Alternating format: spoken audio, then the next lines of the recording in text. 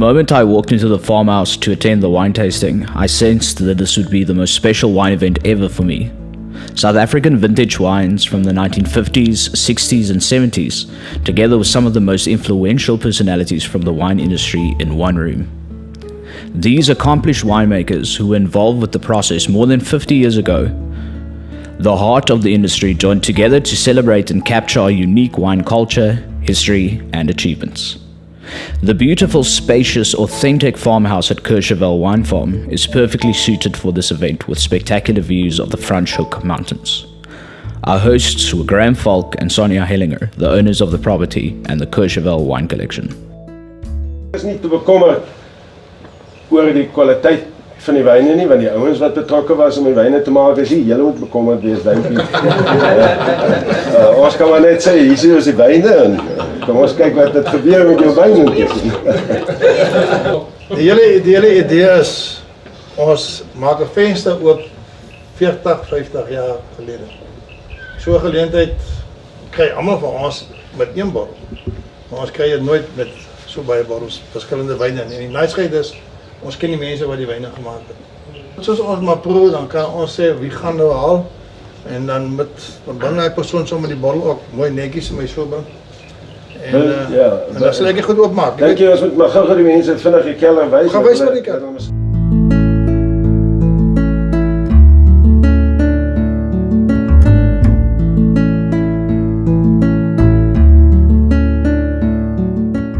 The wines were stored in its original sealed cartons, upside down, with each one in its own round carton sleeve.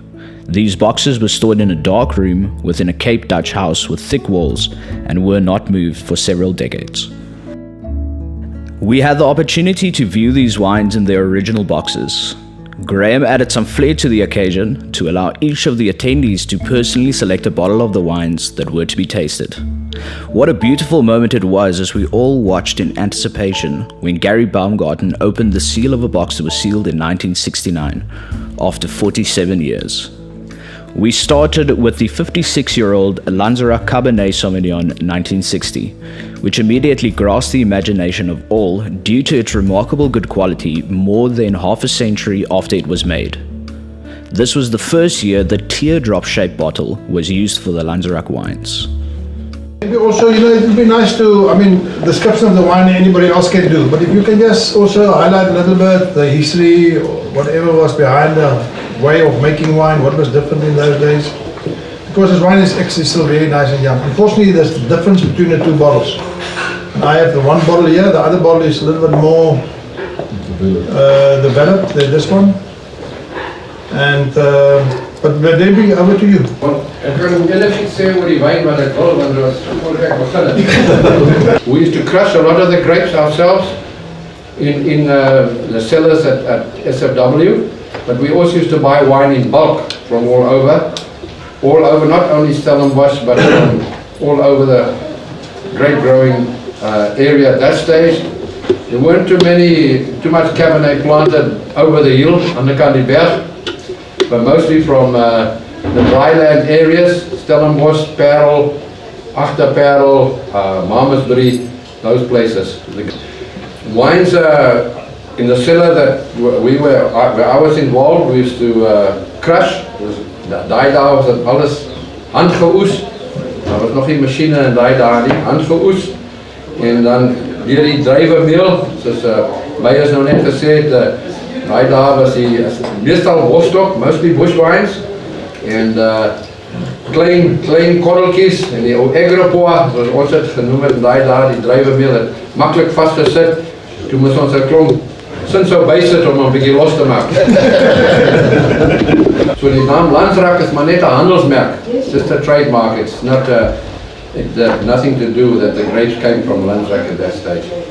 And you must also bear in mind, in those days, 1960 was before the wine of origin scheme came into the Cape. So, the varieties, if it said Cabernet, it wasn't like it has to be now 85%, it might have been just a little bit lower. Just a question, and I'm not getting too technical, but what's amazing about this one is its acidity. You know, that it's so firm and so vibrant, if I may use that word. Was it common to add acidity? Or? Well, it was a standard recipe when die vrachtdrywer inkom. By elke vrag was dit 'n jamblik of 2 wynsteensuur. En 'n jamblik was omtrent 2 kilogram of meer. Daai daar was 'n groot jamblik en dit was standaard gebruik gewees. En dit help baie as jou suur, destyds baie help jou suur, you add your acid on the grapes there because it helps to stabilize the wine and get rid of a lot of the potassium. I see this wine does have an difference from a cloud to it, which is acceptable, I think, for a wine of this age. I agree with Charles. I thought the acid balance was fantastic.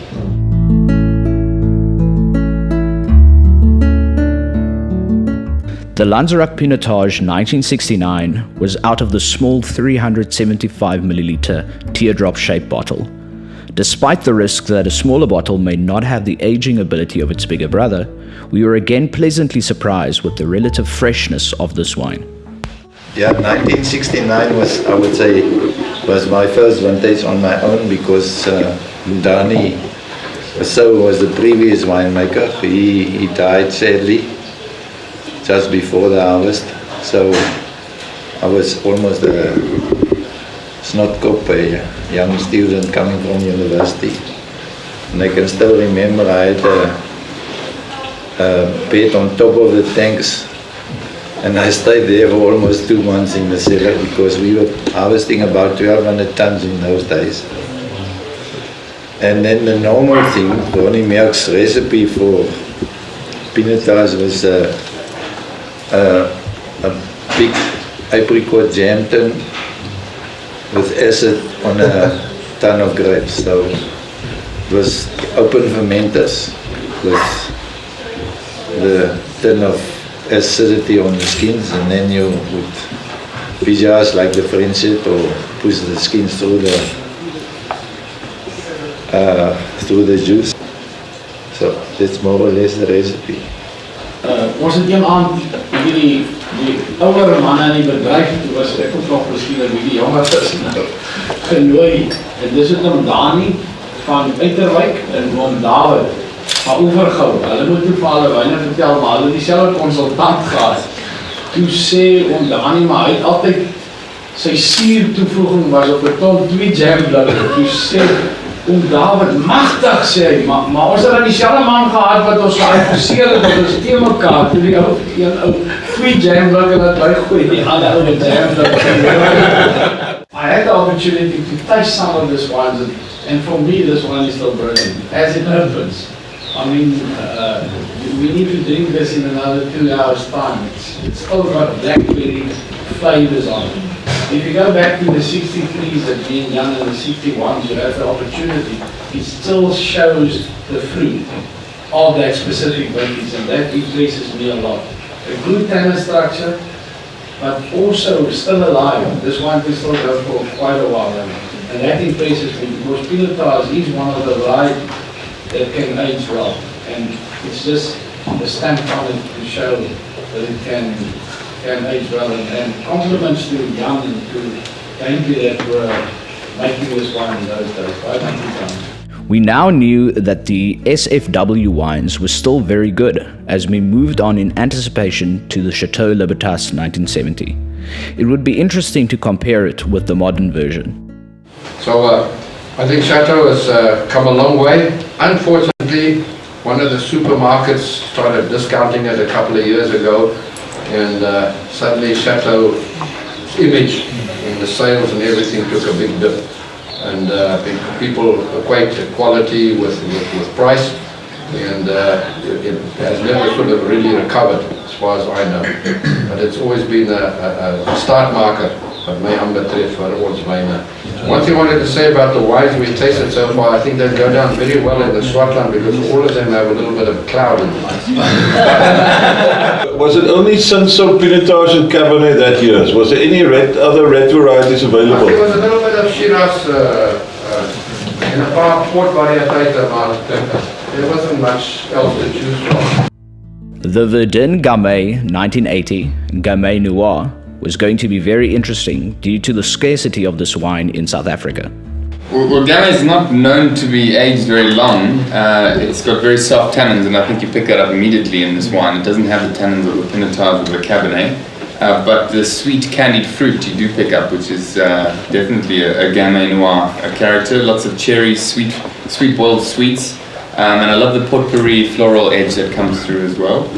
It's remarkably fresh for 36 years. It shouldn't have aged this long, and I think it's still remarkable, but drying out a little bit on the palates, and the talons are a bit watery. And surprisingly dark color. Would they maybe blended some Cabernet in, or? No idea. So, okay. But a Certainly nice not surprise. Certainly not so. Yeah. A nice surprise. Not as fine as the other wines that we've had, but interesting. And in great condition. And maybe that's a good comment, Graham. I mean, we all get worried. We all worry about storage conditions, and I come across a lot of these wines. But from what we've tasted, I'm pretty sure these wines are in really good quality condition. So that's great. Good to hear. It was time to step up to the good and faithful Zonnebloem, and we started with the Zonnebloem Shiraz 1978. This is one of the first Shirazes that we made at Farmers. I was still involved in on the winemaking side. And as you can see, it's Jan says it's one of the best vintages we've had. Not this particular wine, but the vintage 78. And it's a much lighter style than I think we get today in the Shirazes. But we believed in making lighter style wines, philosophy of the company, because we believe that wine and food go very well together. That's what we learned from the founder of us, W.C. Winshaw. He was a medical doctor, and he started Chateau Libertas and all the other wines. His philosophy was to make easy drinking wine. I think 72 and 74 were wonderful vintages, and with good ripeness. So if I look back, you can look in the old Nuremberg catalogs, the alcohols were 14%. But then in the mid-70s or the early 70s, the whole red wine revolution started, and all of a sudden the Transvaalers wanted to drink red wine, and there was no red wine around, and there was a huge shortage. And the idea was then to make the red wine in February, March, and have it in the bottle to sell it to the Transvaalers by Christmas. So that because there was just a shortage, so the wines they started making red wines in a much lighter style, easier drinking. So at some stage, we had Cabernets of 11% alcohol, 12% was sort of the maximum. Soft, low extraction, and wines that were easy to drink at a young age.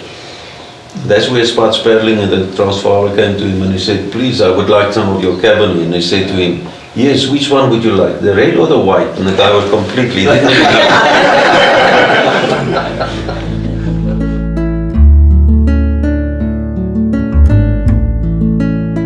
I will tell you a story. When we were in meetings, the estate wine farmers with the trade and the coöperatie owners, then we always had differences on all aspects. And one day Sidney Beck made a speech about something of the wine industry. And then the trade, Ronnie Melk, Piet Venter, and we all said, "We fully agree." And then Sidney said, "Then I'm wrong. Then I've said something wrong."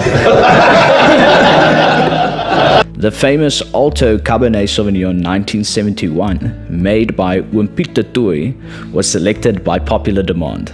As ek nou iets oor die wyn moet sê, 71, ek kan nie meer lekker onthou hoe was die vintage nie. Maar Net na je begin het in die bedrijf. ja, Je hebt alles vergeten met 2 jaar. laat my heeltemal. Ek sal sê, het was so 'n gemiddelde oesjaar,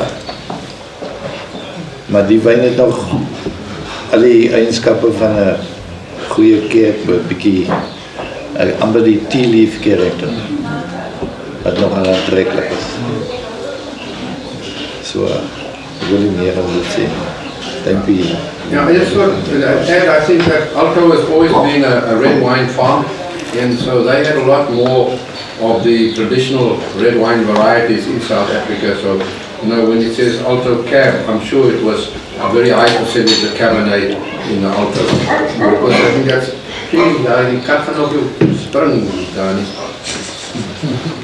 A special request from Dampy for the Lanzarote Pinotage 1963 was allowed. This selection ensured that the tasting ended at a climax. Beyers Tritter, as the chairman of the Pinotage Association, had the honor to select a bottle from the cellar. Johan Milan stated that this was the best Pinotage he has ever tasted. Beyers Tritter also confirmed that both the 1969 and 1963 vintages must be of the best Pinotages he has ever tasted. He scored this wine 20 out of 20 and refers to it as the perfect wine. I'm a little bit biased, but the 63 to me is the best wine that we've had here today. To me it's a beautiful color. I was involved in, but on a very low scale. I was a cellar rat of those days in 63, and so I had maybe helped to drink the wine, but that's about all I had influence in it. But I think to me this wine is really, for Pinotage, it's a standout wine for Pinotage. How well it can age, the color is there, it's very bright still. The bottle I got very bright compared to some of the other older wines. We are lovely, no typical. You can say this is Pinotage. So I just like to say to Graham, thank you very much for allowing us to taste this particular vintage. Thank you. Cheers. The unfortunate thing, of course, about wines of these vintages, of course, is there is just so very little left in the country. So you know what you're sitting on clearly is a pile of gems, because they really are extraordinary for their age. And I would urge you not to sell them and drink them all yourself. Started in the wine industry in 1980, and the guys were still working with jam liquor, and there was one big jam look for the acid, and then one small little block for the meta that just gets thrown all over the skins. And they didn't know, they were just doing it because that was the recipe. And that's what these guys came and told them how to make wine. And if you taste these wines, and here we are sitting tasting these wines, the acidities are fantastic in these wines. They've got great tannin structure. A lot of these wines were drawn off around 5 to 8 bulling. To get these soft tannins and so on. So it's been an absolute pleasure, and I've got nothing more to say. I think you must drink them. We'll come and help you. I've been to one or two other older South African vintage tastings, but I think the golden thread is the absolute superb condition. The wines that we tasted are in beautiful condition, and what stood out for me is freshness and elegance. You know, I was privileged to do a vintage in Bordeaux, and on a Friday they barbecue this huge entrecôte steak, and then they will ask you what year were you born, and then the owner will go underneath into the cellar, and he came back and he uses heavy swear French words, and I said, what's wrong, is there a problem? And he's saying, no, 63 was a terrible vintage in Bordeaux. And here we sit in Franschhoek with this incredible view towards the mountains, and this morning, or just now, we had a 63, and what a superb wine. Thank you very much. I'll tell you a story which was told to me by Jannie Engelberg. But I've never checked the truth of the story with Jan Bola. And when Jannie bought Rust and Vrede, he also had to make wine. So he went to Jan. And he said to Jan, he must now teach him how to make wine. So Jan said to him, obviously, jy weet, soos Gary nou verduidelik het, die groot blik is die Titanic and die klein blik is die Meta. So obviously they had a bottle or two of wine afterwards, and when Jan reached the farm again, he actually couldn't remember what is now the klein blik and what is it. So the first Cabernet of Rust and Vrede made by Jannie Engelberg, according to him, but he told me, Jan, jy moet nou sê of dit waar is. He put the big block of Meta on the grape and of Titanic acid. The wine is still maturing. I think that wine is still fermenting. Graham, Sonja, baie dankie. En julle wonderlike huis is so mooi. En sulke wonderlike wyne. En ek dink Karel het dit mooi opgesom, the golden thread. All these wines are intact. Unbelievably intact. So wat ook al Nkosi gedoen het in hy huis, I don't know, maar die feit dat hy settled weg en jy het is 'n goeie ding geweest. And I think that helped a lot. Baie dankie. Baie dankie aan julle.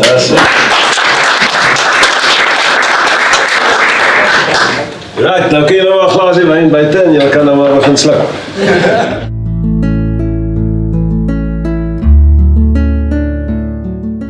Well, it was a great privilege to taste the wines that we had today.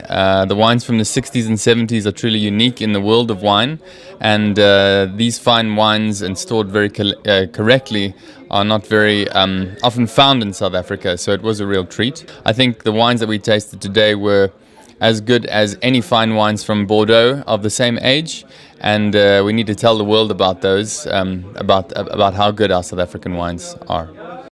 There's an unwritten rule that if the wine that you're drinking is older than you are, you should stand. I was supposed to stand through this whole tasting, but luckily I had the opportunity to sit. But what I can say is it's an amazing sort of feeling of heritage and the worth of South Africa's wine industry, and the foundation of what we have today is built on these wines. And I think this is something that we need to be proud of. It also shows that South Africa can really produce investment wines.